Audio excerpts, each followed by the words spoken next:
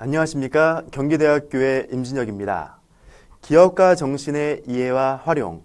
오늘은 그 첫 번째 시간으로 기업가 정신이란 무엇인가에 대해서 여러분들과 함께 하도록 하겠습니다.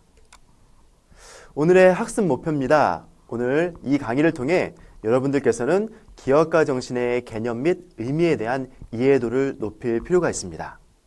또한 기업가 정신을 표현하는 다양한 구성 요소를 파악해서 그 이해의 폭을 확장할 필요가 있습니다.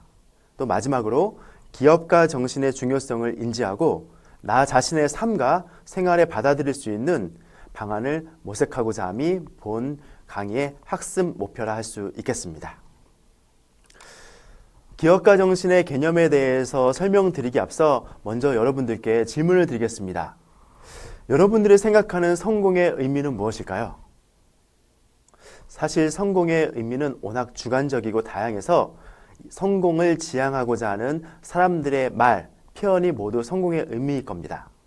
근데 막상 많은 사람들이 성공을 꿈꾸지만 내가 원하는 성공, 그리고 그 성공을 이루기 위해서 무엇을 해야 할지에 대해서는 구체화시키지 못한 것이 사실입니다. 이 영상을 보고 계신 분들은 잠깐이라도 영상을 정지하시고 내가 생각하는 성공의 의미에 대해서 잠시나마 생각해 보신다면 의미 있는 시간이 되지 않을까 싶습니다. 한편 아무리 성공이 주관적이라고 할지언정 많은 사람들이 보기에 이런 것은 성공이다 라고 표현하는 여러 키워드들이 있습니다. 즉 성공의 필요 요건인데요. 지금 본 슬라이드를 통해 그 성공의 필요 요건에 대해서 몇 가지 설명을 좀 드리도록 하겠습니다. 어떻게 하면 성공을 한 걸까요? 많은 사람들이 평가키로 성과를 내야 한다는 것이죠. 즉 아무리 내가 하고 싶은 일, 나를 행복하는 일을 할지언정 그 안에서의 크던 작던 간의 성과가 없다면 우리는 이를 성공이다 라고 말하기는 어렵습니다. 즉 성과를 내기 위해서는 우리는 최선을 다하고 이를 몸소 실행을 하고 또 회사 같은 곳에서는 영업활동을 왕성하게 하면서 성과를 내야 된다는 것이죠. 한편 성과만 내면 우리는 성공한 것이다 라고 말할 수 있을까요? 또 다른 요건은 바로 관심, 흥미, 재미라는 겁니다. 즉 내가 좋아하는 일, 내가 관심 있어 하는 일, 흥미로워하는 일 안에서 열심을 다해 최선을 다해 성과를 이뤘을 때 우리는 그 사람 또 그의 행위를 성공한 사람, 성공한 행위다 라고 말할 수 있는 것이죠. 이 두 가지로 충분할까요? 아무리 내가 좋아하는 일에 큰 성공을 이뤘다 하더라도 주변 사람과의 관계, 사회를 파괴하면 우리는 그 사람의 행위, 그 사람을 성공한 사람이다 라고 말하기는 어려울 것입니다. 즉 성공의 또 다른 요건은 관계성의 회복이라는 것입니다. 주변과의 관계, 인간관계, 사회를 보다 아름답게 구축하는 이런 행위가 우리는 바로 성공의 요건들이 될 수 있다는 것이죠. 이렇게도 표현할 수 있을 겁니다. 성과를 낸다는 것은 뭡니까? 가만히 앉아있는다고 성과가 이루어지나요? 나타나나요? 바로 기업가적 열정, 기업가적 지향성이 있어야 이를 통해 최선을 다해 성과를 나타낼 수 있다는 것이죠. 또 관심, 흥미, 재미가 있다는 건 뭘까요? 바로 그 안에서 나만이 느낄 수 있는 가치를 창출한다는 것입니다. 우리 학생들 같은 경우는 또 청소년들 같은 경우는 게임을 많이 하죠. 재밌습니다. 흥미롭습니다. 근데 기성세대 혹은 여러분 부모님 세대 혹은 나이가 좀 연세가 있으신 분들은 게임하는 걸 잘 이해를 못합니다. 그분들에게는 이런 게임 속에서의 가치 창출의 어떤 모멘텀을 확보하지 못했기 때문이죠. 어찌됐든 간에 본인이 재밌어하는 일, 흥미로워하는 일, 관심 있는 일을 한다는 것은 그 안에 자신만의 가치를 발견하고 창출한다는 것입니다. 마지막으로 관계성이란 건 뭡니까? 경영학에서는 관계성을 자본으로 표현하는데 이를 사회적 자본이라고 말합니다. 즉 주변과의 관계는 이를 나의 삶에 도움이 되는 사회적 자본으로 형성이 돼서 보다 성공에 도움이 된다는 것이죠. 한편 이런 기업가적 열정 및 기업가적 지향성, 가치 창출, 사회적 자본은 앞으로 계속 설명해 드릴 기업가 정신, 앙트러프레너십의 주요한 키워드입니다. 이 얘기인 즉슨 어떻게 해석이 가능할까요? 즉 개인의 성공을 이루기 위해서는 기업가 정신이 중요할 수 있다라고 해석이 가능하다는 겁니다. 그런 내용은 계속해서 보여드리도록 하겠습니다. 우리가 일반적으로 인식하는 성공은 아마 경제적 성공일 겁니다. 쉽게 말씀드려 돈을 많이 버는 것이죠. 한 연구 결과를 소개해 드리겠습니다. 개인이 경제적 성공을 이루기 위해 영향을 미치는 요소에 대한 방정식입니다. 즉 보유 자산, 개인의 경제적 성공을 이루기 위해서는 태생적 환경 조건이 중요하고 개인의 노력이 중요하고 능력이 중요하며 운이 중요하다라는 방정식입니다. 환경 조건, 노력, 능력, 운, 이 네 가지 중에 여러분들은 어느 것이 가장 중요하다라고 인식하고 계신가요? 제가 현장에서 강의를 하고 이런 질문을 했을 때 의외로 많은 분들이 태생적 환경 조건이 제일 중요하다라고 응답합니다. 태생적 환경 조건이 뭔가요? 쉽게 말씀드려 요즘 흔히 하는 말로 금수저, 은수저 물고 태어나면 쉽게 부자가 될 수 있다라는 겁니다. 물론 저도 역시 이를 부정하지 않고 동의하는 건 사실입니다만은 이렇게 환경 조건만이 경제적 성공에 중요한 영향을 미친다라고 받아들이기에는 너무 세상이 각박해지지 않을까요? 한 연구 결과를 소개를 해드리겠습니다.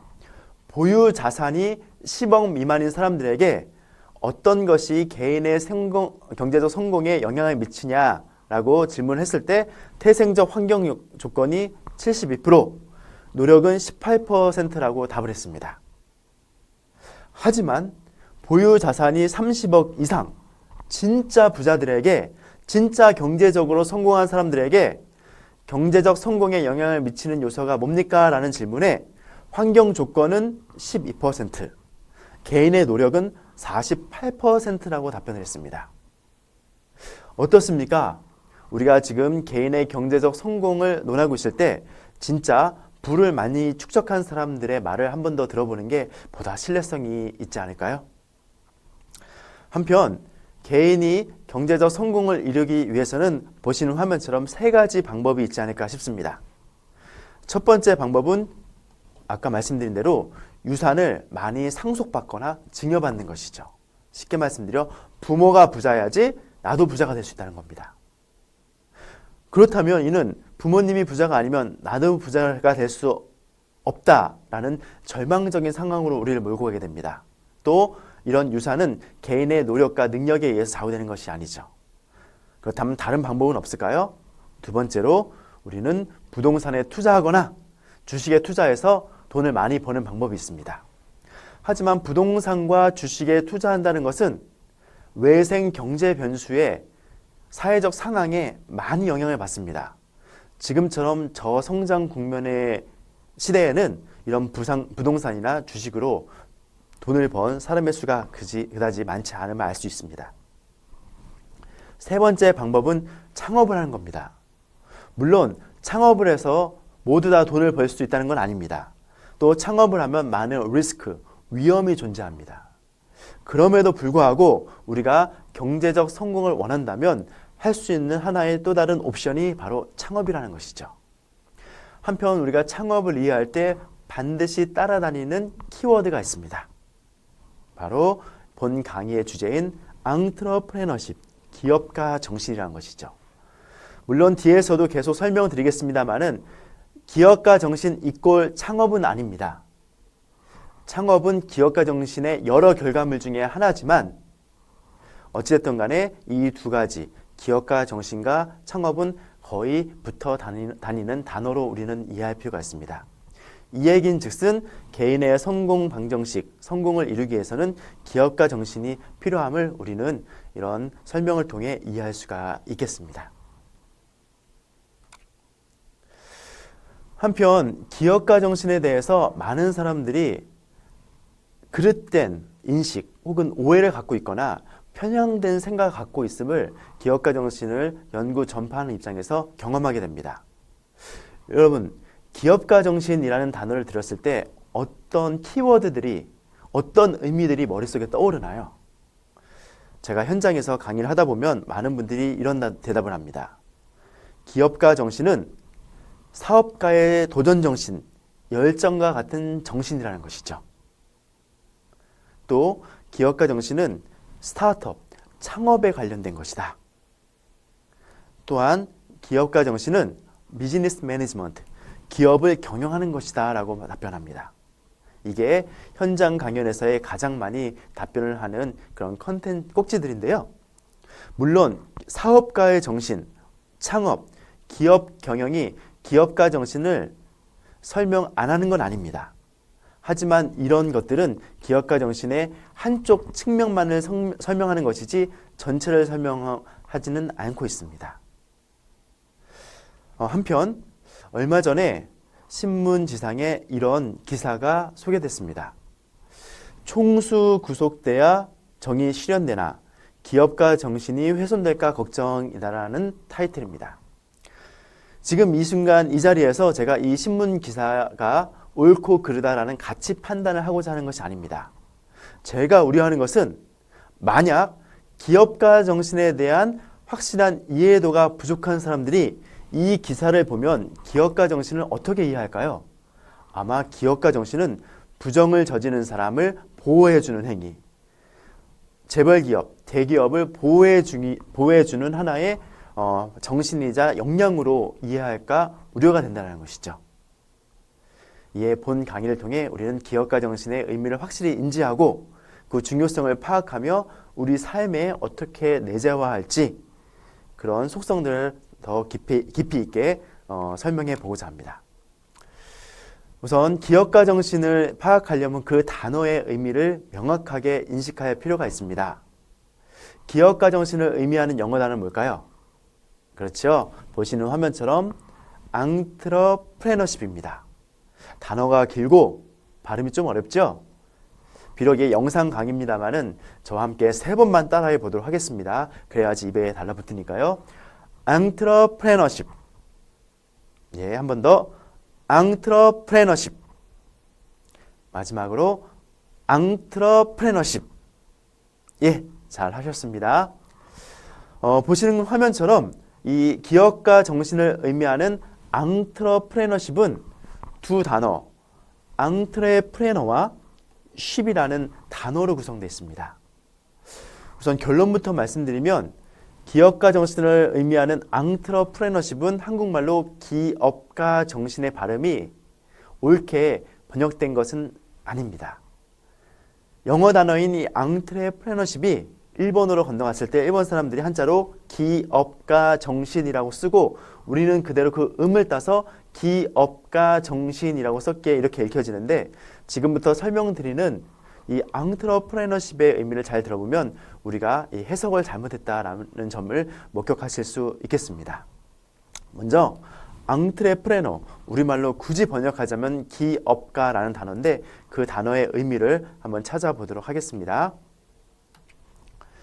먼저 이 단어 entrepreneur는 프랑스어 entreprendre 혹은 entrepreneu라는 단어에서 왔습니다. 제가 실은 프랑스어를 잘 못해서 옳게 발음했는지는 모르겠습니다만은 어찌됐든 간에 이 entrepreneur라는 단어는 프랑스에서 왔습니다. 우리가 프랑스어 사전을 찾아 이 단어의 의미를 확인해 보면 이 단어는 무엇인가를 시도하다, 그리고 착수하다, 위험을 감수한다라는 의미로 해석됨을 알 수 있습니다. 세계적인 경영학자 피터 드러커는 이 entrepreneur에 대해서 이렇게 소개를 했습니다. Always search for change, 변화를 찾고 response it, 그것에 반응하며 exploit as an opportunity, 기회로 활용하는 사람이 바로 entrepreneur다. 다시, entrepreneur, 기업가는 변화를 찾고 반응하며 기회로 활용하는 사람이라는 것이죠. 우리가 번역한 기업가, 어떻게 알고 있습니까? 사업을 잘하는 거, 관리를 잘하는 거. 여기서 말하는 기업가인 entrepreneur는 뭡니까? 변화에 반응해서 기회를 찾는 것이 entrepreneur다. 다소 우리가 상식적으로 알고 있는 것과 다름을 우리는 인지할 수 있습니다. 두 번째 단어인 ship, 물론 명사로 배라는 뜻도 있지만 전미사로 쓰였을 때는 우리가 사전을 보면 이런 표현이 있습니다. condition, character, office, 스킬, 어떤 조건이요, 특징이요, 기술이라는 것이죠. 두 단어를 합쳐보겠습니다. 앙트레프레너십은 뭡니까? 변화를 찾고 반응하며 기회를 찾아내는 하나의 기술이라는 것입니다. 즉, 기업가 정신인 앙트레프레너십은 기회를 포착 활용할 수 있는 힘이자 개인의 기술이라는 거예요. 여기서 아주 중요한 단어가 기회입니다. 기회에 대해서는 본 강의 중에 별도의 시간을 마련해서 깊이 있게 여러분들과 토론하고자 합니다. 어쨌든 간에 기업가 정신을 의미하는 앙트레프레너십의 핵심 단어는 기회라는 것이죠.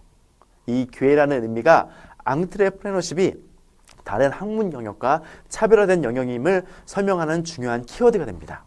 다시 앙트레프레너십, 기업가 정신은 기회를 포착, 활용할 수 있는 힘이자 기술이라는 개념인 것이죠. 우리가 흔히 알고 있는 사업을 잘하는 것, 창업을 하는 것, 기업 경영을 잘하는 것, 물론 그 의미들이 앙트레프레너십에는 건너 포함이 되어 있지만 그 직접적인 의미와는 다소 거리가 있습니다. 우리는 앙트레프레너십의 의미를 기회의 관점에서 바라볼 필요가 있다는 것이죠. 이런 관점 하에 기업가 정신의 개념은 확장되고 있습니다. 기업가 정신 연구로 유명한 대학이 미국의 밥슨 칼리지인데 기업가 정신을 이렇게 해석해 놨습니다. Entrepreneurship is life skill. 뭡니까? 기업가 정신은 인생을 살아가는 기술이라는 것이죠. 또한 EU에서는, 유럽연합에서는 지난 2006년 오슬로 아젠다를 통해 기업가 정신 교육을 초, 중, 고의 필수 교육으로 선택을 하고 그 방향성이 진로 교육의 일환이며 유럽 사회를 통합하는 수단으로 활용되고 있습니다. 즉 EU에서는 기업가 정신 함양 교육을 통해 유럽의 청년들이, 젊은이들이 EU 회원국 어느 지역에 거주하더라도 사회에 떨어지고 낙오됨 없이 잘 동화돼서 안정적인 사회 경제 활동을 하는 힘으로 기업가 정신을 삼고 있다는 것입니다. 여기서 우리는 미국식 기업가 정신의 이해와 유럽식 기업가 정신의 이해가 다소 차이가 있음을 확인할 수 있습니다. 미국식 기업가 정신은 창업을 해서 사업을 키워서 사회적인 부가가치를 왕성하게 펼쳐놓는 곳에 역점을 두고 있다면 EU, 유럽식 기업가 정신은 뭡니까? 누구나 안정된 삶을 영위하게 하는 힘으로 기업가 정신을 활용하고 있다는 것이죠. 어쨌든 간에 그런 개념의 차이가 있습니다만 그 방향성은 공통됨을 우리는 인지하고 있습니다. 굳이 기업가 정신은 사업을 잘하게 하는 힘뿐만 아니라 인생을 잘 살아가게 하는 하나의 힘이자 역량이라는 것이죠. 이런 해석을 토대로 우리는 기업가 정신의 한자어를 다르게 표현해 볼 필요가 있습니다. 기업가 정신을 의미하는 한자어는 지금까지 세울기에 업업자를 써서 기업가라고 표현했는데 이렇게 한자를 썼을 때는 이때의 기업가 정신은 영리를 목적으로 하는 경제활동, 즉 사업가, 비즈니스맨을 의미하게 됩니다. 하지만 지금 설명드린 것처럼 기업가 정신의 개념은 계속 확장돼서 이런 영리를 목적으로 하는 경제활동, 사업가의 개념이 아닌, 즉 세울기가 아닌 일으킬 기를 써서 어떤 일을 새로 익히는 사람, 선도자, 가치 창출가, 혁신가로서 기업가를 이해하고 그 행위를 이해할 때 기업가 정신의 올바른 의미를 확인할 수 있다는 것이죠. 이에 혹자는 이렇게 얘기합니다. 앙트레프레너십을 기업가 정신이라고 번역해 놓으니 지나치게 협소하게 사업 위주로, 기업 경영 위주로 이해한다. 따라서 앙트레프레너십 is not 기업가 정신, but 앙트레프레너십. 무슨 얘기입니까? 기업가 정신을 기업가 정신이라고 쓰지 말고 발음 나는 그대로 앙트레프레너십이라고 쓰자라고까지 주장합니다. 저도 일견 동의는 합니다만은 아직까지 이 단어가 대중화되지 않았고 발음하기가 어려워 또 그 개념 자체가 조금 모호한 감이 있어서 앙트레프레너십이라고 한글로 썼을 때 오히려 더 개념이 혼돈되지 않을까 하는 우려는 있습니다. 어쨌든 간에 우리가 의미하는 기업가 정신 앙트레프레너십은 사업을 잘하게 하는 힘에 국한되지 않고 보다 폭넓게 다양하게 이해할 필요가 있다는 것이죠. 기업가 정신에 대해서 방금 변화에 반응해서 기회로 포착하는 힘이자 기술이다 라고 말씀을 드렸습니다. 하나의 사례를 소개를 해드리겠습니다. 바로 여러분 잘 아시는 배달앱의 대표적인 선두주자 배달의 민족의 탄생과 성장 과정입니다. 배달의 민족은 지난 2010년 김봉진 대표에 의해서 창업되었습니다. 2017년 기준으로 1,800만 건의 주문이 성사되었고 2016년에는 200여 명을 새로 채용했고 2018년에는 400여 명을 채용합니다. 지금까지 누적 투자액이 1,460억 원, 엄청난 규모죠. 많은 벤처 투자가나 기업가들이 이 배달의 민족을 보고 많이 미래 가치를 보면서 투자했다는 것입니다. 한편 배달의 민족, 외형적인 이런 성장뿐만 아니라 사회적 책임에 책임 많은 역량을 강화하고 있습니다. 배민 아카데미라고 해서 소상공인이 보다 사업을 안정적으로 할 수 있는 소상공인 교육 프로그램을 무료로 운영하고 있고요. 또 민트 라이더 캠페인이라 해서 그 라이더들이 보다 안전 운전할 수 있는 캠페인을 사회적으로 벌이고 있습니다. 또 배달의 민족의 많은 그 소상공인들이 보다 청결한 상태에서 고객들한테 음식을 제공할 수 있도록 청결 왕 프로젝트라는 그런 소상공인과 자영업자의 동반 성장을 위한 사회적 책임을 강화하는 프로젝트를 열심히 활성화시키고 있습니다. 한편 배달의 민족은 최근 그 외형적 확장을 꾀하고 있는데요. 처음 만들어진 것이 수수료 없는 배달의 민족, 그리고 최근에는 프리미엄 외식 배달 서비스인 배민 라이더, 그리고 1인 가구가 많아지자 이 안에서 기회를 포착하여 모바일 반찬 가게인 배민찬을 만들었고, 최근에는 AI를 도입하여 배민 데이빗이라는 챗봇을 통해 고객과 커뮤니케이션하고 있습니다. 보시는 것처럼 배달의 민족은 매년 2배씩 성장하고 있습니다. 지난 2017년 1,626억 원의 매출을 달성했고 200여 원이 넘는 매출 이익을 달성하기도 했습니다. 이런 배달의 민족, 회사명은 우아한 형제들이죠. 이런 성공에는 변화 반응 기회라는 기업가 정신이 있었기 때문에 가능했습니다. 이를 변화 반응 기회의 틀로서 설명을 해보도록 하겠습니다. 먼저 배달의 민족, 우아한 형제들을 창업한 김봉진 대표는 우리가 흔히 스마트폰으로 많은 활동을 하는데 과연 비즈니스를 할 수 있지 않을까라는 고민을 하게 됩니다. 즉 스마트폰을 통해 우리는 커뮤니케이션도 하고 인터넷을 통해서 많은 사람들과 접속을 하기도 하고 또 주식 거래도 하고 게임도 하고 많은 사람들이 이런 것에 한정지어 생각할 동안 김봉진 대표는 스마트폰이 활성화하는 이런 변화 시기에 새로운 비즈니스가 있지 않을까라는 고민을 하게 됩니다. 이에 김봉진 대표를 포함한 3명이 동네 카페에 모여 아이디어를 공유하게 됩니다. 초창기 이 우아한 형제들의 비즈니스 모델은 114와 같은 전화번호 검색 서비스였습니다. 조금 연세가 있으신 분들은 기억하실 겁니다. 우리 114 전화국에서 이렇게 두꺼운 전화번호 책자를 발행해서 각 가가호 이렇게 배포했던 그런 일이 예전에 있었습니다. 우리는 열심히 또 그 책을 찾아서 주문하기도 하고 누군가를 찾아보기도 했었죠. 김봉진 대표 일행은 그래, 이런 전화번호 책자를 스마트폰 안에 넣어보자, 어플리케이션을 만들어보자 라고 처음 사업 아이템을 제안하게 됩니다. 잘 됐을까요? 잘 되지 않았겠죠. 왜냐? 그 엄청난 양의 데이터베이스를 일일이 사람이 손으로 입력해서 어플리케이션 안에 넣는다는 것은 많은 노동력과 시간이 필요했다는 것이죠. 이에 포기를 하고 김봉진 일행들은 새롭게 시장을 보게 됩니다. 과연 사람들이 언제 114 전화번호를 찾아보게 되냐? 봤더니 음식을 주문할 때 대표적으로 114 전화번호 책자를 활용했음을 인지하게 됩니다. 그렇다면 우리 어플리케이션 안에는 모든 114의 전화번호 정보가 들어가 있는 것이 아니라 음식 정보, 주민 서비스라는 비즈니스 모델만 들여보내보자. 그리고 배달 음식을 누가 많이 주문하느냐 봤더니 20, 30대가 주 타겟임을 확인하고 이들을 위해 디자인적인 요소를 통해 배달의 민족이라는 어플리케이션을 만들게 됩니다. 이때 큰 기회가 오게 됩니다.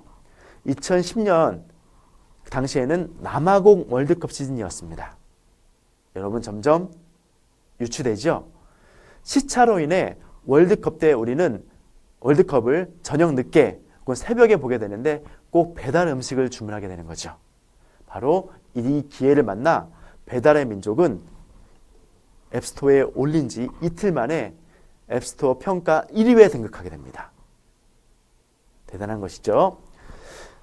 이처럼 배달의 민족, 우한 형제들에서는 이런 데이터를 입력하기 위해서 기본 데이터는 114db에 또 인터넷 스크립트, 전단지를 일일이 주워가면서 다 수작업으로 데이터를 입력하게 됩니다. 또 수집된 전단지는 스캐너에 디지털화하기도 하고요. 또 많은 DB를 확보하는 것이 중요하다는 인식하에 전국 배달 음식점 정보를 수집하는 대동여 지도 프로젝트, 또 수집된 정보를 데이터베이스화하는 8만 대장경 프로젝트를 통해 더 많은 DB를 확보하게 됩니다. 또한 소프트웨어에 한계가 있어 본사 및 지방에 별도의 조직을 두어 DB를 수집하게 되었고 디지털화 관리에 투자하게 됩니다. 이렇게 수많은 사람들의 정보, 수많은 가게 업체들의 데이터베이스가 이 우한 형제들의 데이터베이스에 구축하게 되면서 우한 형제들은 추가적인 비즈니스 모델을 계속 쌓아갈 수 있는 기회의 토양을 마련하게 됩니다. 이처럼 기업가 정신은 세상이 어떻게 변화하지? 이를 통해 우리는 어떻게 반응하지? 그 안에 새로운 가치를 창출할 수 있는 기회는 뭐지? 라는 관점에서 우리는 기업가 정신을 이해할 필요가 있다는 겁니다. 한편 기업가 정신은 굉장히 그 스펙트럼이 넓어서 다양한 키워드로 기업가 정신을 이해할 필요가 있겠습니다. 지금부터 기업가 정신에 등장하는 다양한 키워드를 대략적으로 키워드 중심으로 소개를 해드리도록 하겠습니다. 물론 이 키워드들은 본 강연, 여러 주차에 진행되는 본 강연 안에서 하나하나 다시 한번 이론적 배경과 그 실효성에 대해서 설명을 드리도록 하겠습니다. 먼저 기업가 정신을 이해하려면 기업가적인 역량을 이해해야 하는데 기업가적인 역량은 크게 세 가지 포인트로 파악될 수가 있겠습니다. 아까도 강조드렸다시피 기업가적 역량은 기회를 인식하고 포착하는 역량입니다. 아니, 기회라는 것은 우연처럼, 행운처럼, 불현듯 나도 모르게 오는 건데 어떻게 기회를 인식하고 포착할 수 있을까? 이렇게 회의적인 시각으로 기회를 바라보는 사람들이 많이 있습니다. 물론 일리 있는 주장입니다. 하지만 결론부터 말씀드리면 기회라는 것도 본인의 노력과 투자를 통해 포착할 수 있다는 것이죠. 하나의 사례를 소개를 해드리도록 하겠습니다. 여러분, 오타니 쇼헤이라는 세계적인 야구선수, 요즘 굉장히 핫한 선수인데 한 번쯤은 들어보셨을 겁니다. 1994년생인데 그가 21살 됐을 때 NBL, 미국의 메이저리그에서는 지구상에 있는 21살 투수 중 최고다라고 평가를 했습니다. 평균 시속이 160km가 넘고요. 우리가 이도류라고 표현하죠. 즉 공도 잘 던지고 투수로서, 타자로서 공도 잘 치고 두 개의 칼을 지녔다 해서 이도류 선수라고 하는데 일본 최고의 이도류 선수입니다. 이런 일이 있었습니다. 지난 2015년 프리미어 12대회에서 두 경기 14이닝 동안 허용 안타가 3개에 불과합니다. 우리나라가 일본하고 경기할 때 8회까지 이 오타니 쇼헤이가 마운드에 투수로 있을 때 안타 하나를 못 쳤습니다. 거의 질과 같은 경기가 8회 말에 이 오타니가 내려오고 9회 초에 일본의 새로운 선수가 투수로서 등판했을 때 그때 겨우 점수를 내서 우리가 일본을 이겼던 그 경기를 기억하시는 분들이 있을 겁니다. 예, 우리나라 언론들은 이런 타이틀을 갖고 기사를 썼습니다. 오타니에 발리고 일본을 발라먹다. 무슨 얘기입니까? 오타니한테는 엄청 고생을 했지만 오타니가 떠나고 마운드에서 내려오고 겨우 일본을 이겼다. 그렇게 표현을 한 기사인 거죠. 한편 오타니가 어떻게 이렇게 세계적인 야구 선수가 될 수 있었냐? 물론 그만의 많은 노력이 있었겠습니다만은 그가 고1 때 만든 만다라트라는 차트를 통해서 표를 통해서 우리가 그의 노력의 흔적을 엿볼 수가 있겠습니다. 보시는 여러 칸으로 구성된 표가 바로 만다라트라는 차트입니다. 일명 목표 달성표라고 인식도 되죠. 즉 표를 작성하는 방법은 본인이 원하는 최종 목표를 가운데다 적습니다. 오타니 쇼헤이의 최종 목표는 당시 고등학교 1학년 때였습니다만은 당시의 최종 목표는 일본 프로야구 8개 구단 드래프트 1순위로 뽑히는 거였습니다. 그리고 가운데 최종 목표 주변에 이 목표를 이루기 위한 8가지 구체적인 방법들을 적는 겁니다. 오타니는 8개 구단 드래프트 1순위로 뽑히기 위해 몸 만들기, 제구력 갖추기, 구위 갖추기, 멘탈을 강화하기, 스피드를 높이기, 인간성, 운 변화구라는 항목들을 넣었습니다. 이렇게 한 후에 이런 8가지 방법들을 각각의 포지션에 다시 위치시켜서, 즉 몸 만들기는 또 몸을 만들 수 있는 8가지 방법들을 이 표 안에 다시 기재하는 겁니다. 영양제 먹기, 스태미나 올리기, 유연성 기르기, 이런 것들을 몸 만드는 방법으로 기재를 한 것이죠. 또 제구력을 높이기 위해서는 오타니는 뭘 했냐? 몸통을 강화하고 하체를 강화하고 멘탈 컨트롤하고 이런 또 다른 8가지 방법을 기재했습니다. 구위를 높이기 위해서 또 뭘 했냐? 각도를 만들고 힘을 모으고 기동력을 높이고 이런 노력들을 했다는 것이죠. 또 멘탈을 강화하기 위해서, 스피드를 높이기 위해서 주변에는 그 목표를 이루기 위한 8가지 구체적인 방법론들을 쭉 적게 됩니다. 오타니가 주목받을 수 있었던 이 만다라트 차트 내에서의 항목은 바로 이겁니다. 운이라는 겁니다. 우리가 일반적으로 인식할 때 운은 어떤 거죠? 나도 모르게 나의 의지와는 상관없이 불현듯 다가오는 것들이 운입니다. 하지만 오타니는 운 역시 본인이 잡을 수 있는 것이라고 생각했던 것이죠. 즉 운을 높이기 위해서는 뭐를 해야 되냐? 인사를 잘해야 된다. 쓰레기를 잘 주워야 된다. 부실 청소를 잘해야 된다. 물건을 소중히 써야 된다. 심판분을 잘 대해야 된다. 플러스적인 사고를 해야 된다. 응원받는 사람이 돼야 된다. 책을 많이 읽어야 된다. 어떻습니까? 오타니가 표현한 운을 높이는 이 8가지 방법 갖추면 운이 올까요? 모르긴 몰라도 올 것 같은 느낌은 듭니다. 제가 무엇을 얘기하고자 이 오타니 쇼헤이의 만다라트라는 차트를 사례로 들었을까요? 맞습니다. 기회는 불현듯 나의 의지와 상관없이 오기도 하지만 이런 노력을 통해 기회도 인식할 수 있고 포착할 수 있다는 것입니다. 다시 기회와 가장 밀접한 관련이 있는 키워드가 앙트러프레너십, 기업가 정신이라는 말씀드렸습니다. 즉 기업가 정신을 높이려면 기회를 잘 인식하고 포착해야 된다는 것이죠. 이런 기회와 기업가 정신과의 관계는 본 강연의 다음 차수에서 보다 구체적으로 설명을 드리도록 하겠습니다. 이런 식으로 기업가 정신을 이해하려면 기업가적인 역량인 기회, 가치 창출, 창의성도 이해해야 하지만 개인적인 동기와 특성을 이해해야 합니다. 즉 기업가 정신하면 가장 많이 떠올릴 수 있는 키워드가 도전하자, 열정을 갖자, 주인의식을 갖자라는 건데 이런 것들은 가만히 있는다고 구축이 되는 것이 아니라 레질리언스라고 표현되는 회복 탄력성, 셀프 이피카시라고 표현되는 자기 효능감을 갖춰야 된다는 겁니다. 조금 말이 어렵죠? 회복 탄력성, 자기 효능감. 다음 강연에서 보다 구체적인 방법론, 구축할 수 있는 방법론을 설명드리겠습니다만은 간략하게 설명드리면 이겁니다. 먼저 회복 탄력성은 제 손에 공이 2개가 있습니다. 어떤 공은 바닥에 튀기면 푹 꺼져버리는 공이 있는 반면에 어떤 공은 바닥에 튀기면 제가 힘을 준 것 이상으로 튀어오르는 공이 있죠. 어떤 것이 회복 탄력성이 좋습니까? 당연히 후자죠. 사람도 그렇다는 거예요. 사람도 어떤 사람은 고난과 역경과 어려움이 있을 때 푹 주저앉는 사람이 있는 반면에 어떤 사람은 그를 딛고 더 크게 뛰어오르는 사람 있죠. 이게 바로 회복 탄력성이 높은 사람입니다. 이런 회복 탄력성은 어떻게 구축될 것인가?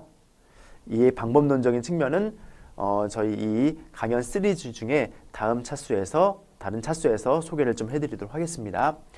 자기 효능감은 자신감과 유사한 맥락의 것입니다. 물론 자신감과는 다른 개념입니다만은 자기 효능감은 어떤 과제나 업무에 대해서 할 수 있다라는 나만의 신념입니다.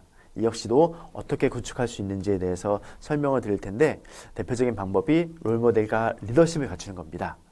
이 역시도 별도로 설명을 좀 드리도록 하겠습니다. 오늘 이 표를 통해서는 기업가 정신을 이해하기 위해서 기업가 정신에서 가장 많이 등장하는 키워드만을 정리해 놓은 겁니다. 하나의 목차라고 보시면 될 것 같습니다.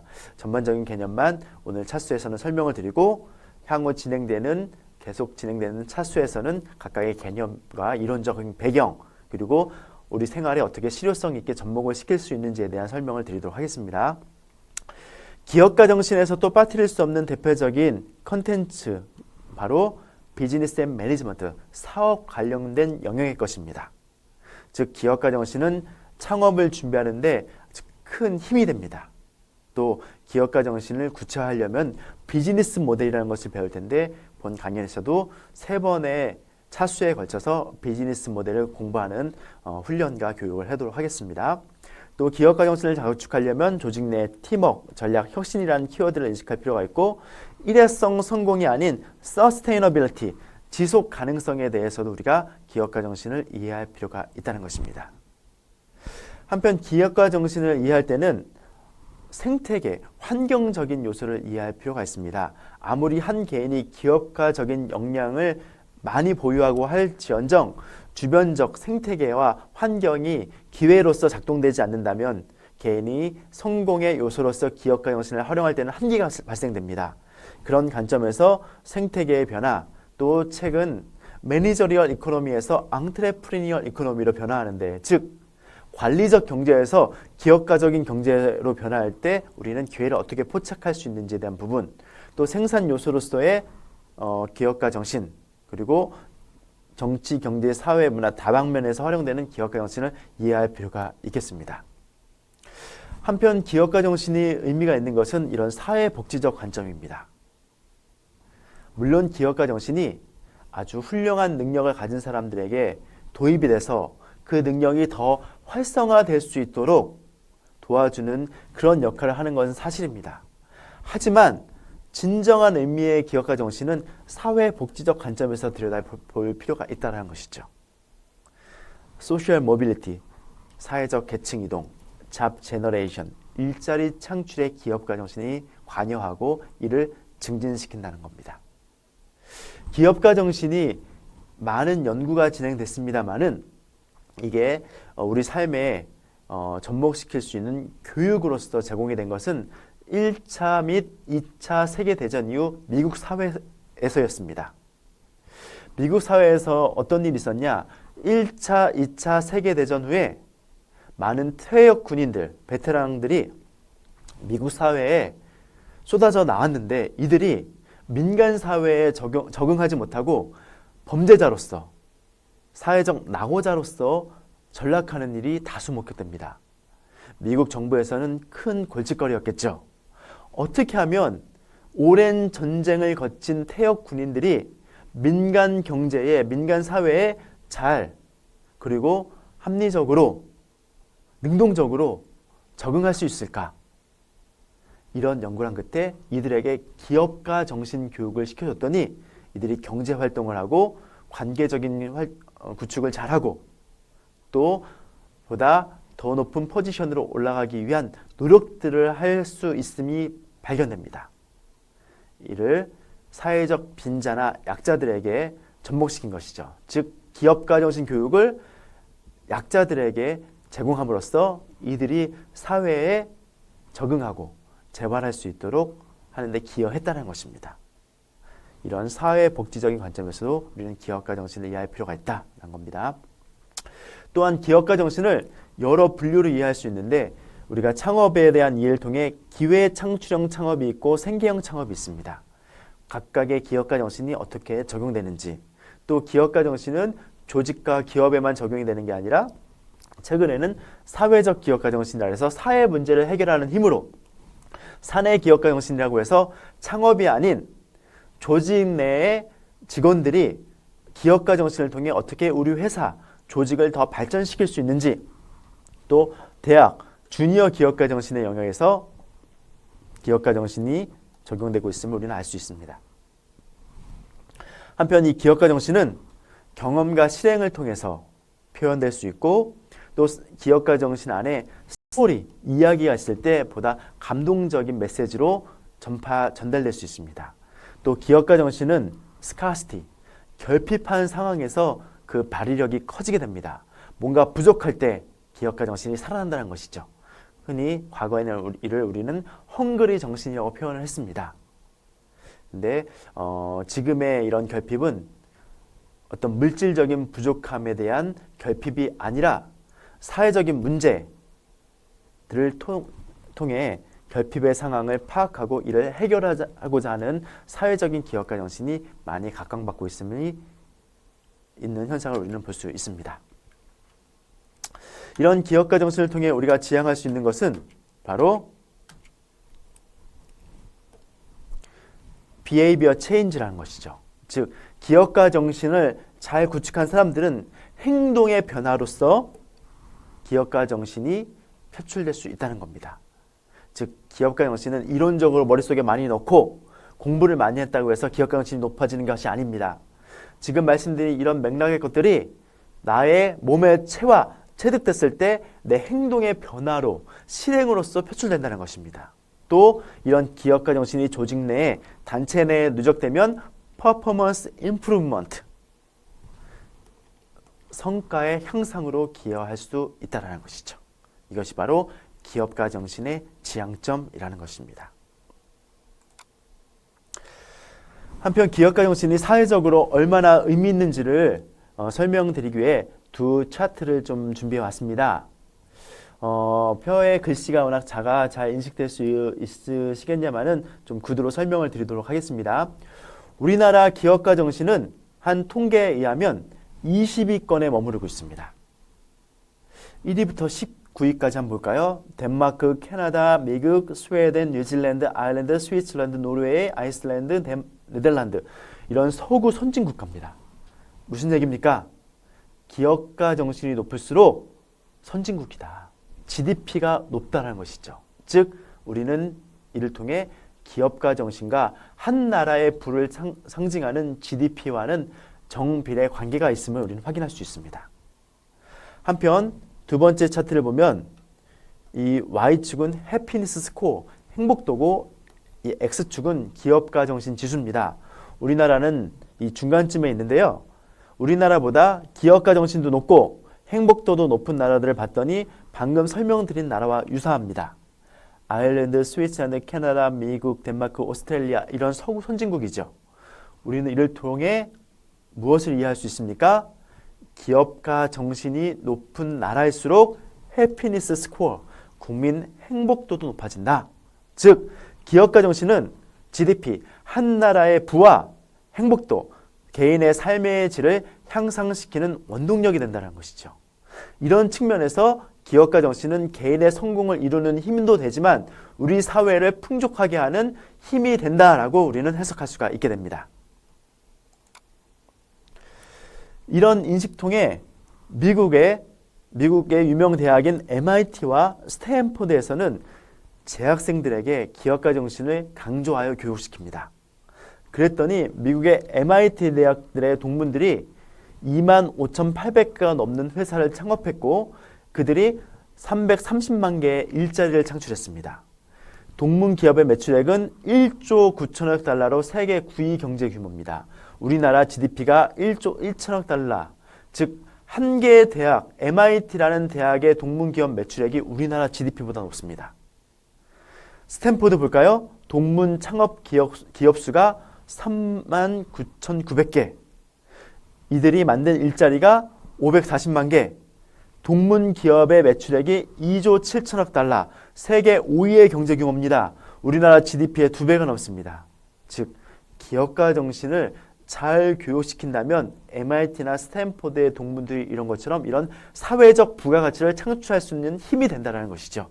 이것이 바로 기업가 정신 교육의 효과라는 것입니다. 다음은 유럽에서의 기업가 정신 교육 및 현황입니다. 아까 말씀드린 대로 유럽 연합 EU에서는 지난 2006년 오슬로 아젠다라는 걸 통해 기업가 정신 교육을 국가 차원의 전략 및 계획으로 다루고 있습니다. 즉 평생 학습 및 교육, 청소년 정책, 세계 경제 성장 전략 등 포괄적인 사회제도에 통합시켜 실행을 하고 있습니다. 국제 표준 교육 분류는 1단계 초등교육, 2단계 하위 중등교육 단계, 3단계 상위 중등교육 단계로 구분하는데 상위 단계로 올라갈수록 기업가 정신을 별도의 과목으로 채택해서 유럽연합에서는 청소년들에게 교육을 시키고 있음을 확인할 수가 있습니다. 유럽에서의 기업가 정신 교육은 아까 잠시 말씀드린 대로 미국식 기업가 정신 교육과 다소 차이가 있습니다. 미국식은 훌륭한 창업가를 많이 육성해서 그들로 하여금 경제적 부가가치를 구축하게 함이 목표라 하면 유럽식 기업가 정신 교육은 모든 EU 회원국 내의 청소년들이 안정된 삶을, 사회와 동화되는 삶을 살게 하게끔 하는데 목표와 방향성이 있습니다. 그런 교육 콘텐츠로는 KSA라고 불리는 날리지 지식, 스킬, 기술, 애티튜드, 태도로 나눠서 유럽의 청소년들은 기업가 정신 교육을 받는데요.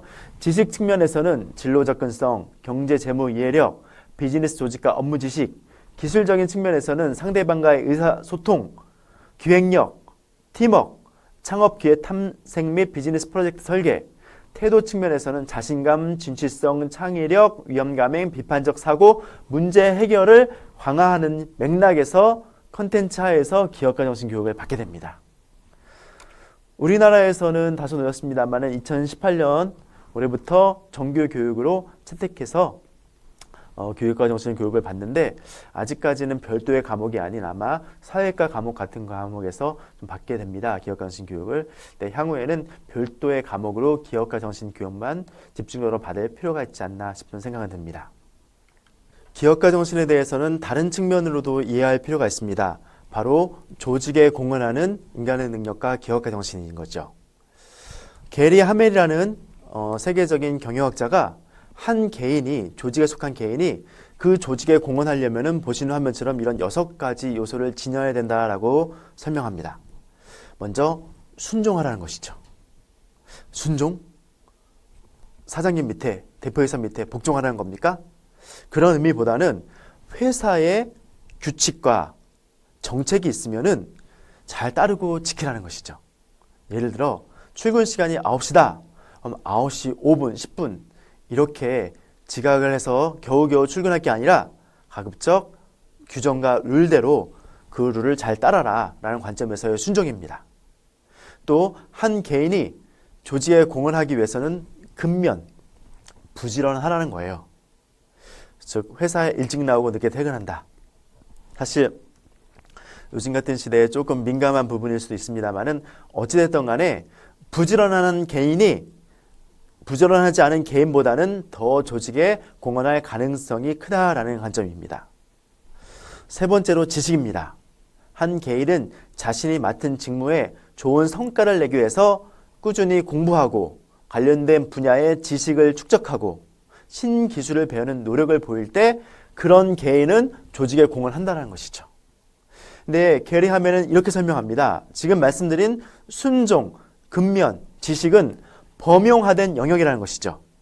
누구나 노력만 갖고 있다면 얼마든지 할 수 있다. 특히 노동력이 싼 저개발 국가에서 대표적으로 지식, 근면, 순종을 통해서 생산성을 높이고자 한다. 라는 겁니다. 게리 하멜이 궁극적으로 강조하는 것은 이 세 가지가 아니라 상단에 있는 또 다른 세 가지, 열정, 창의성, 추진력이라는 것이죠. 여기서 말하는 추진력은 뭡니까? 어떤 일을 하고자 하는 힘입니다. 생각에만 머물지 않고 행동으로 옮기는 힘, 도전 정신으로 해오던 관행은 있지만 새로운 방법을 모색하는 힘, 이런 추진력이 있는 개인이 조직에 더 크게 공헌한다는 것이죠. 또 창의적이어야 된다는 것이죠. 남들과 다른 아이디어로 차별화할 수 있는 그 개인이 보다 조직에 공헌한다는 것입니다. 마지막으로 열정이 있어야 된다는 겁니다. 열정은 뭡니까? 난관을 극복하고 목표를 이루게 하는 하나의 힘이다. 조직원에게 전파되고 조직원들을 한 방향으로 모은 힘이 바로 열정이라는 것이죠. 즉 열정, 창의성, 추진력이 있는 그 개인을 통해 조직에 더 크게 공헌한다는 것이 게리 하멜의 설명입니다. 한편 이 열정, 창의성, 추진력은 뭡니까? 바로 기업가 정신의 영역이라는 겁니다. 그간 많은 조직에서는 순종, 근면 지식을 쌓기 위해서 직원들에게 룰을 강요하고 워크숍을 실시하고 사내 교육을 하고 또 때로는 필요에 따라서 외부 교육을 통해 역량을 강화하려고 했었습니다.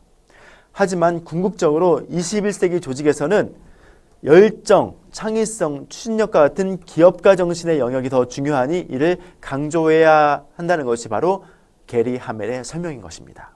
즉 이런 기업가 정신은 창업을 이루고자 하는 그런 개인뿐만 아니라 조직 구성원에게도 요구되는 하나의 역량이다 라고 이해할 필요가 있겠습니다.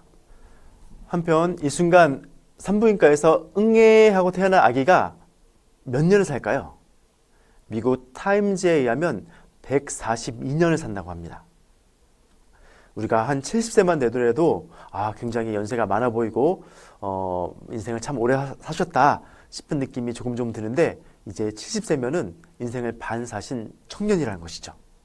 이렇게 인간의 수명은 기하급수적으로 늘어나고 있는데 기업의 수명을 한번 보도록 하겠습니다. S&P 500 지수에 의한 기업 수명에 대한 자료인데 1950년대, 60년대까지만 하더라도 기업의 평균 수명은 60년이 넘었습니다.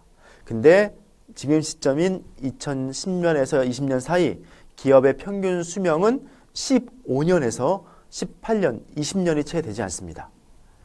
인간의 수명은 계속 늘어나는데 기업의 수명은 이렇게 점점 짧아지고 있다는 것이죠. 이제 기업은 성장하는 것이 목표가 아니라 어떻게 하면 살아남을 것인가, 생존이 기업의 가장 큰 목표이자 화두라는 것이죠. 즉 기업 입장에서는 어떻게 하면 수명을 늘릴 수 있을 것인가, 이런 연구에 아주 골머리를 앓고 있습니다. 대표적인 방법으로 우리가 PLC라는 Product Life Cycle 곡선을 통해 기업의 수명을 늘릴 수 있는 하나의 방법을 탐색해 볼 수가 있겠습니다. 이 PLC에 의하면 제품은 도입, 성장, 성숙, 쇠퇴기를 거친다는 것이죠. 근데 수명을 계속 연장하는 기업에서는 어떤 제품이 도입, 성장, 성숙, 쇠퇴하는 시점에 다시 한번 새로운 제품을 통해 도입, 성장, 성숙, 쇠퇴를 이루는 시점에 다시 한번 새로운 제품을 통해 도입, 성장, 성숙을 구축하는 이런 커브를 계속 만들면서 기업의 수명을 늘려간다는 것입니다. 한편 제품이 도입, 성장, 성숙이라는 패턴을 계속해서 구축한다는 건 뭡니까? 혁신을 통해 새로운 제품을 출시해야 한다는 것입니다. 이를 관리적인 측면에서 양손잡이 조직의 개념으로 설명할 수가 있겠습니다. 즉 무슨 얘기입니까? 한 기업이 지속 가능한 성장, 생존을 이루기 위해서는 기존에 잘 나가던 제품군, 서비스군도 점진적인 개선과 변화를 통해서 수익을 꾸준히 창출해야 한다는 것입니다. 즉 생산성과 효율성을 추구해서 더 짧은 시간 내에 더 많은 생산력을 구축하고 더 저렴하게 판매할 수 있고, 이를 위해서는 전통적인 경영 기법인 식시그마, MOT, Re-engineering, Restructuring, 카이젠, 개선이라고 하죠. 이런 것들을 통해서 생산성과 효율성을 구축해야 된다. 이를 위해서 구성원들은 아까 말씀드린 대로 조직의 룰에 순종하고 근면하고 지식을 쌓고 이럴 것들을 관리하기 위해서 매니저의 역할이 그 어느 때보다 중요하다는 겁니다.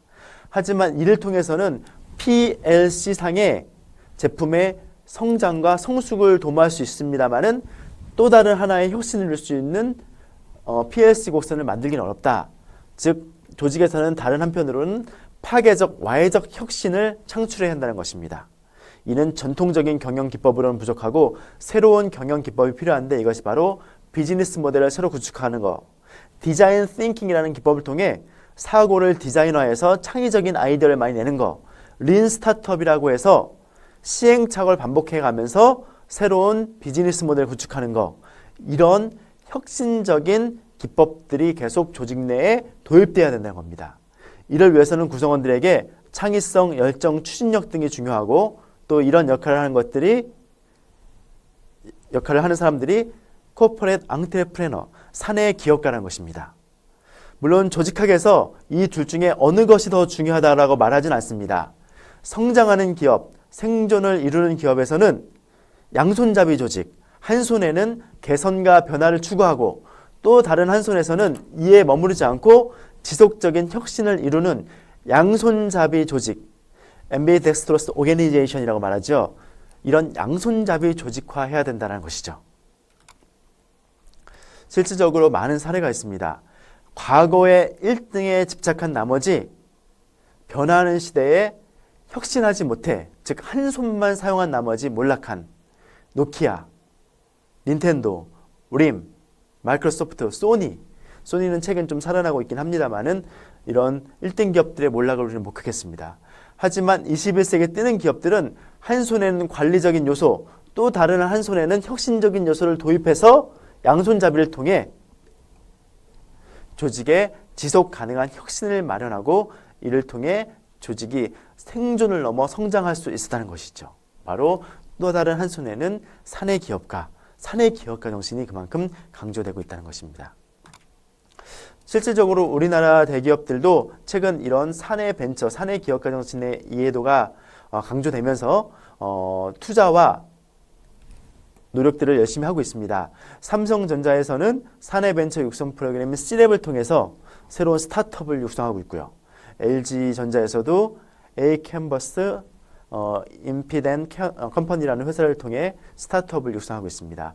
아모레퍼시픽, 구글 등에서도 다양한 사내 벤처링 프로그램을 통해서 혁신적인 아이디어를 가진 사내 기업가들을 많이 육성하고 이들이 새로운 먹거리를 만들 수 있다는 판단하에 투자하고 이를 왕성하게 활성화시킬 수 있는 노력들을 보이고 있음을 우리는 알 수 있습니다. GE라는 회사 다들 들어보셨죠? 제너럴 일렉트로닉.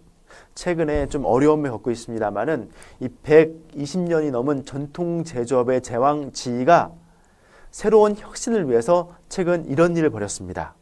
즉 제조업의 역사를 버리고 금융업을 축소시키며 소프트웨어 기업으로 변신을 도모하고 있습니다. 이를 위해 GE에서는 임직원들을 교육을 보냈는데 어디로 보냈겠습니까? 바로 실리콘밸리라고 미국의 혁신기업, 벤처기업, 1인 기업, 소기업들이 밀집해 있는 곳에 GE의 임직원들을 보내서 그네들로부터 배워라는 미션을 줬습니다. 그를 통해 GE는 패스트웍스라는 프로그램을 만들었는데 실리콘밸리에 있는 스타트업 기업의 운영 방식과 사고방식을 이해하기에 코어, 협업을 한 후에 패스트웍스, 말 그대로 빠르게 개발해야 된다, 빠르게 움직여야 된다, 린 스타트업 개념을 사내에 도입하게 됩니다. 린 스타트업에 대한 개념도 차후 강좌에서 소개를 해드리겠습니다만 린이 무슨 뜻이죠? 얇다, 간다 이런 뜻이겠죠? 말 그대로 조직의 어떤 의사결정 프로세스가 굉장히 빨라져야 된다는 겁니다. 또 GE에서는 퍼포먼스 디벨롭먼트, PD라는 프로그램을 구축합니다. 동료나 매니저를 실시간으로 언제나 평가할 수 있는 온라인 어플리케이션을 개발했고요. 1년 동안 총체적으로 평가를 수집하면서 1년 내내 실시간으로 누구든지 동료나 매니저든 모든 직원들을 직접 평가할 수 있게 됩니다. 이를 통해 신속성, 유연성, 피드백을 강조하는 새로운 가치를 구축한다는 것이죠. 물론 혹자들에게는 이런 PD 프로그램이 직원들을 실시간 감시하게끔 하는 하나의 족쇄가 아니냐라고 비판할 수도 있습니다. 물론 일정 부분 사실일 수도 있겠죠. 하지만 GE에서 도입한 PD는 그런 목적보다는 항상 직원들이 빠르게 움직이고 수시적인 평가를 활성화시킴으로써 더 많은 아이디어를 창출할 수 있는 사내 조직 문화를 구축하기 위한 하나의 프로그램 도입으로 이해하면 될 것 같습니다. 또 이런 내용을 통해 GE 필립라는 신념을 만들게 됩니다. 고객이 우리의 성공을 결정한다. 속도를 내려면 군사를 빼라. 그리고 이기려면 배우고 적응하라. 서로 힘을 실어주고 격려하라. 불확실한 세상에서 성과를 올려라와 같은 지휘신념을 구축하게 되는데, 말씀드린 대로 이는 기업가 정신에서 강조하는 여러 키워드들의 도입으로 우리는 이해할 수가 있겠습니다.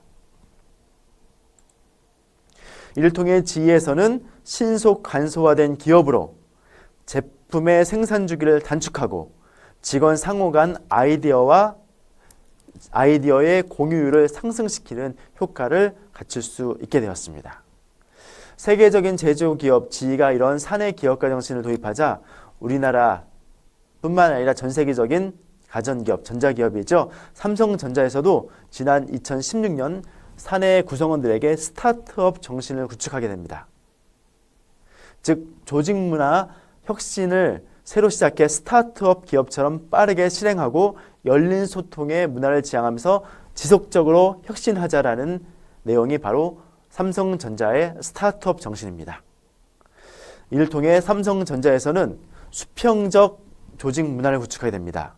모든 임원이 권위주의 문화의 타파를 선언하고 선언문에 직접 서명을 하고 직급 체계를 단순화하고 직무와 역할 중심으로 인사제도를 개편합니다.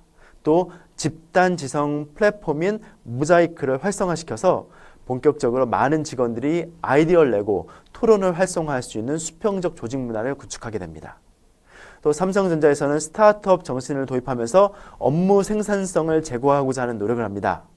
즉 불필요한 회의의 절반을 통합하거나 축소하고 동시보고 시스템을 구축하고 실무보고, 심플보고 등 스피드보고의 3대 원칙을 이해하게 됩니다. 또 임직원들에게 그간 갖춰왔던 어떤 관료주의적인 관성을 버리고 위닝 스피릿, 승부 근성을 강화하기 위해 모든 직원들 대상으로 의식교육, 스타트업 정신을 구축할 수 있는 의식교육을 도입하게 됩니다. 세 번째로 자발적 몰입을 강화하게 됩니다. 책상 위에 혹은 사무 공간에 오래 앉아있는 장시간 근무 문화를 개선하고 계획형 휴가 문화를 구축하게 됩니다. 또 습관적, 눈치성, 평일 잔업이나 주말 특근을 줄이고 가족사랑 휴가제, 자기개발 휴가 같은 다양한 휴가 제도를 도입합니다. 이를 통해 삼성전자에서 지향하는 것은 뭡니까? 아까 말씀드린 대로 혁신하고 개선하면서 빠르게 실행하고 의사소통을 강화하자. 즉 스타트업처럼 삼성전자가 변화하자라는 겁니다. 이것이 바로 삼성전자의 기업가 정신이라는 것이죠.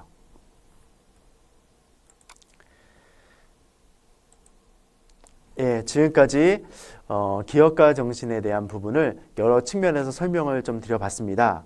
오늘 강의 내용을 랩업, 마무리하기 전에 정리를 한번 해보도록 하겠습니다. 오늘 설명드린 중요한 키워드가 바로 entrepreneurship, 기업가 정신이라는 겁니다. 물론 아까도 설명드린 바와 같이 entrepreneurship이 한국말 표현인 기업가 정신이 옳게 번역된 것은 아니지만 아직까지 새로운 단어가 등장되지 않았기에 기업가 정신으로 설명하겠습니다. 기업가 정신은 뭐냐? 변화하는 시대에 반응해서 기회를 포착하는 역량이라는 것입니다. 세상이 이렇게 변화하고 있는데 나는 어떻게 변화할까? 이 안에서 기회를 어떻게 포착할까? 이것이 바로 entrepreneurship, 기업가 정신입니다. 또한 기업가 정신의 지향점은 단순하게 지식을 머릿속에 많이 구축하는 것이 아니라 그런 기업가적 역량을 통해 궁극적으로 나 자신의 행동 변화를 초래해야 된다. 즉 기업가 정신을 통해 행동 변화를 갖고 있는 사람만이 진정으로 기업가 정신을 효과를 지닌 사람이다 라고 이해할 수 있게 된다는 것이죠. 또한 기업가 정신을 이해하기 위해서는 단편적으로 파악할 것이 아니라 아까 말씀드린 대로 기회를도 포착할 수 있다라는 기업가적 역량, 또한 롤모델과 자기 효능감 등을 통해서 기업가적인 동기부여를 구축해야 되고, 또한 이를 통해 나 혼자 잘 사는 것이 아니라 경제를 활성화하고 일자리를 창출하는 등 사회적인 가치를 다양하게 고려할 때 우리는 기업가 정신을 온전히 제대로 이해할 수 있다라고 말할 수 있게 되는 겁니다. 또한 기업가 정신은 개인의 경제적인 부를 추적하는 것뿐만 아니라 조직 안에서도 기업가 정신이 활성화되면서 조직이 발전하고 이를 통해 궁극적으로 국가 경쟁력을 강화한다는 측면에서 우리 사회에 확산 발전시켜야 된다는 것입니다. 어떻게 기업가 정신에 대한 개념, 이해 폭이 본 강의를 통해 좀 넓어지셨는지 모르겠습니다. 한번 깊이 있는 기업가 정신의 이해를 통해 보다 의미 있게 또 그 중요성을 확인하는 시간이 되셨길 바랍니다. 오늘 강의는 여기서 마무리하겠습니다. 고맙습니다.